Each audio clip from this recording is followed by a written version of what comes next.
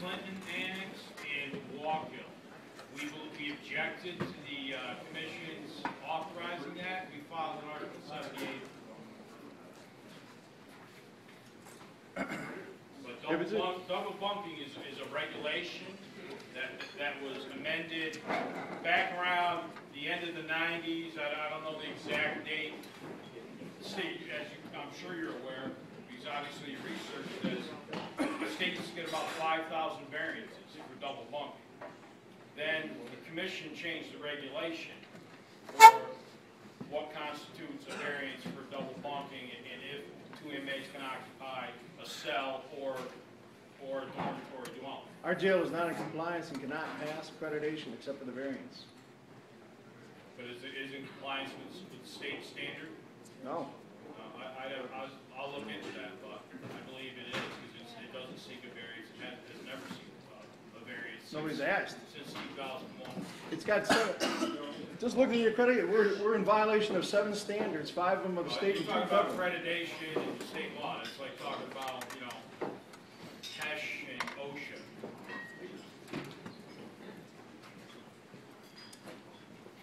But again, if it is, we'll look into it. Well, and I got a rebuttal on Mike. All that PAC money that we put out there, how many of them guys are still on our payroll? They voted yes to turn that down to 60 days. And we're still going to give them money next year. I'll be one of them. So let's take their money away from them and see why the hell they getting our money for nothing. Well, as of last year, we paid pretty hard on it. And we Take still, it all. and They don't we deserve still a penny have it. of it. And we still have it. It doesn't do us any good. We're giving them $500,000 of money we're blowing in the wind. We might as well start a fire with it. They've done nothing for us. Absolutely Last nothing. year was less than $300,000. 268. I think you should give that to the members instead of them.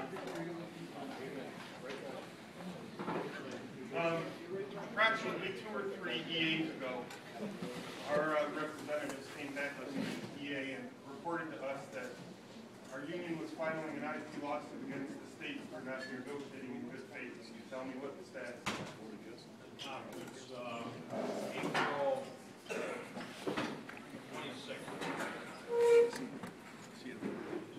We got any other questions before we go through the contract?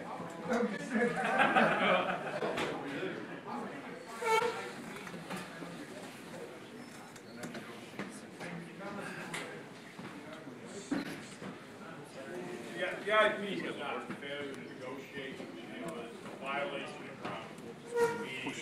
Somehow, some managerial person released a department head, agency department head document from the director of state operations to the press.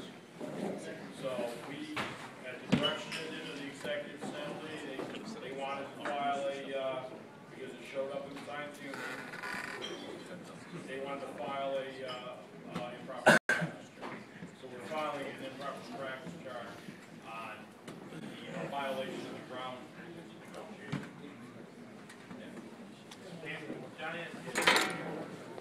Is the actual actuary table actually negotiable? I've heard rumor that that's something the state can do anytime they want.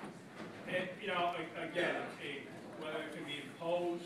Well, can the state change it anytime? Or If it be imposed, it's still up to an interpretation. so yes, it can be imposed. There's a chance it could be imposed. So at any time they can do that. So why in the verbiage? Basically, they're just putting it in here so they get our case, so we can't try and fight them and sue them later. That's the basis of it, right? That's obviously what they do. All right. The second part, our arbitrator. Now, listen. I know there's going to be zeros. I'm looking at it. You look across the state. Now, going back to all the bargaining and practices in the past. I have a 4-year degree. That's their choice to have a 2-year degree and be in a job that makes less money than me. I have a 4-year degree, and hey, I took a job that makes more than them. Well, that's them for being stupid. Maybe they should have used their degree for something better. I don't need it to be here, but I'm here and I have a 4-year degree. So that's dumb to even be said, in my opinion.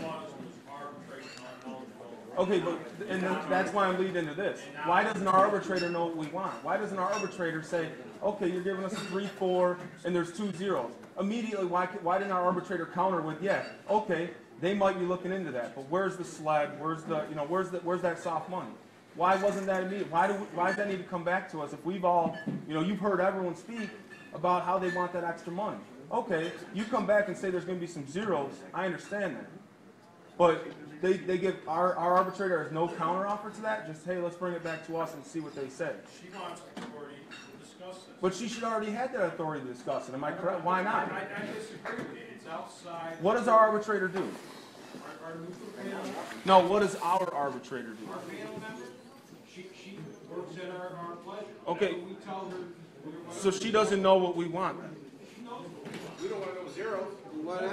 Okay, zeros aside. Zeros aside. This is just zeros aside. Sled money, soft money. Why she doesn't know that we want that? That would be something.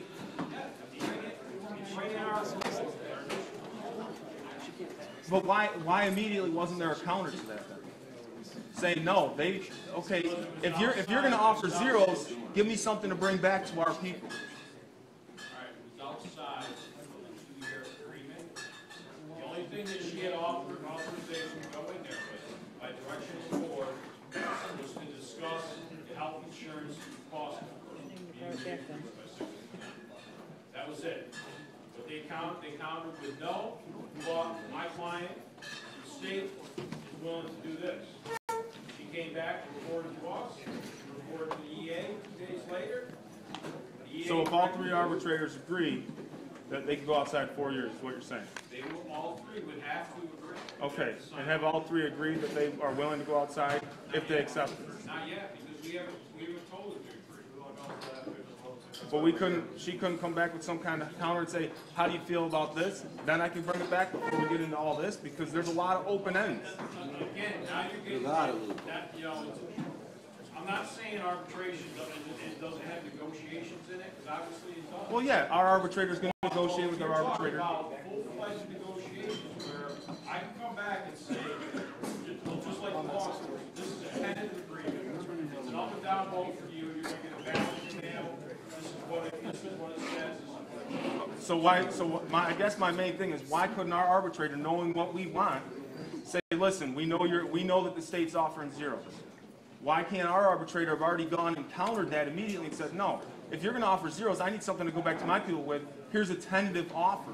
Because she is under the impression that we are not interested in a 4-year arbitration. Well, why did she bring it back Then why to did she even bring membership back then the to 4 get years? everybody out Hold on. fighting? She brought it back, reported it to the board. She reported it to the executive assembly, and the executive assembly voted overwhelmingly to bring it back to you people for input. Membership input. That's what happened. It's not a membership input.